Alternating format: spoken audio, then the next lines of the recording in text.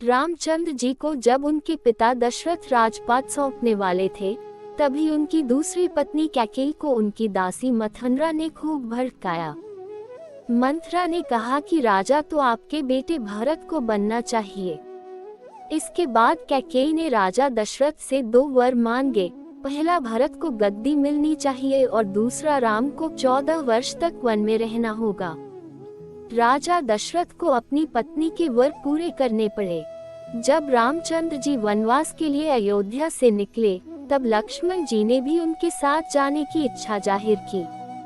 लक्ष्मण के वन जाने की बात सुनकर उनकी पत्नी उर्मिला भी साथ जाने की जिद करने लगती है।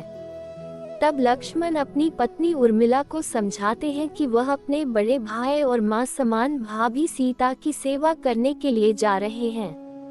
अगर तुम वनवास में साथ चलोगी तो मैं ठीक तरह से सेवा नहीं कर पाऊंगा। लक्ष्मण के सेवा भाव को देखकर उर्मिला साथ जाने की जिद छोड़ देती है और महल में ही रुक जाती है।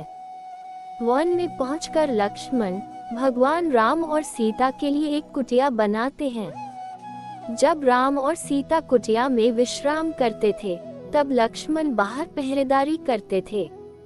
वनवास के पहले दिन जब लक्ष्मण पहरेदारी कर रहे थे, तब उनके सामने निद्रा देवी प्रकट हुई। लक्ष्मण ने निद्रा देवी से वरदान मांगा कि वह 14 साल तक निद्रा मुक्त रहना चाहते हैं।